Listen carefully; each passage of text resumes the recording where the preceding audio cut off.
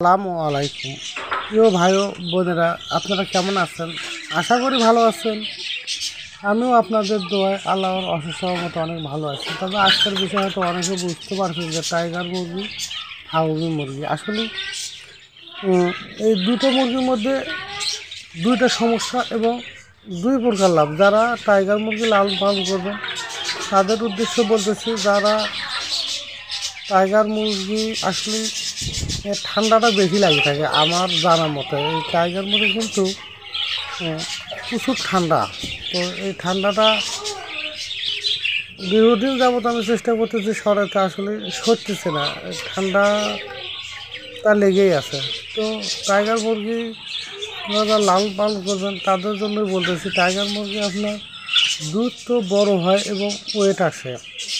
আর tiger মুরগির মাংসের জন্য আমি মনে করি অনেক ভালো।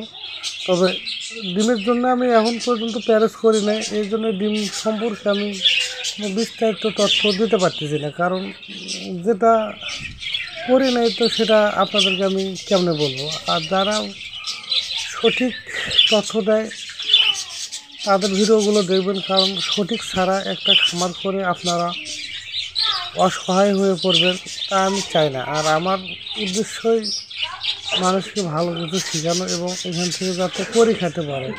আপনারা মুরগি খামার করে ক্ষতিগ্রস্ত হবেন তা আমি কখনোই চাই না। এই জন্যই চাই না, কারণ আপনারা যাতে কারো কাছে ঋণগ্রস্ত না হন।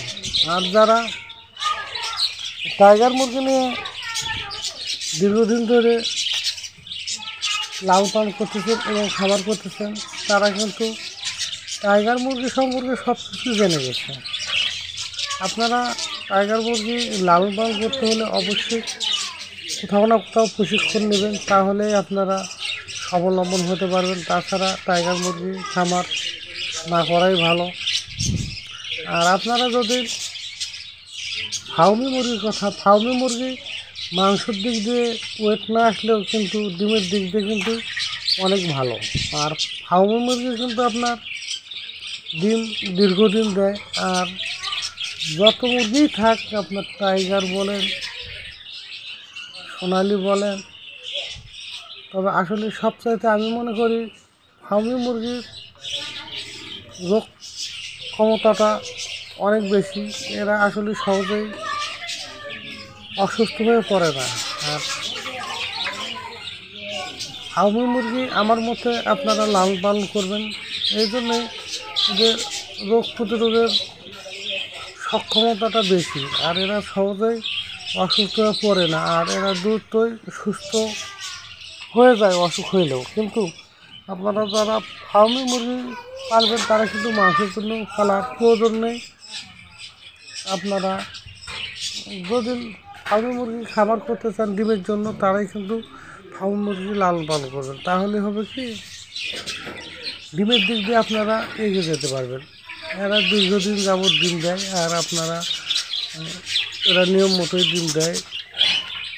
আপনার 100-র মধ্যে 80% ডিম পাওয়া সম্ভব হয়। এই জন্যে আপনারা সোনালি মুরগির চাইতে ফার্মি মুরগিটাই করবেন, কারণ ফার্মি সম্পর্কে আমার মোটামুটি অভিজ্ঞতা আছে এবং আমি যতটুকু জানি ফার্মি মুরগি সহজে অসুস্থ হয় না, এবং অসুস্থ যখন হবে না তখন কিন্তু আপনার মনও ভালো থাকবে, আপনার অনেক শান্তি লাগবে, আপনার আগ্রহ বাড়বে খামারের জন্য।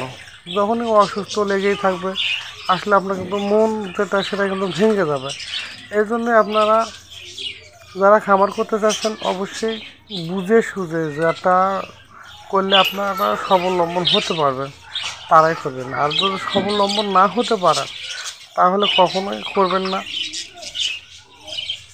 আর না বুঝে কোনো কিছু করা ঠিক না, করে আপনারা অযথা ঋণের মধ্যে পড়বেন, ঋণের বোঝা মাথায় দিয়ে ঘুরবেন। তার প্রয়োজন নেই। যারাই খামার করবেন অবশ্যই বুঝে যেটা ভালো হয় সেটা করবেন, কারণ আমি চাই না আপনাদেরকে সাজেশন দিয়ে যে এই খামারটা করেন। কারণ আমি এখন পর্যন্ত টাইগার মুরগি নিয়ে কাজ করতেছি, কিন্তু কি বললাম যে আমি 3 ব্যাচ খাইছি, তারপরেও কিন্তু টাইগার মুরগি ঠান্ডা সারাইতে পারতেছি না।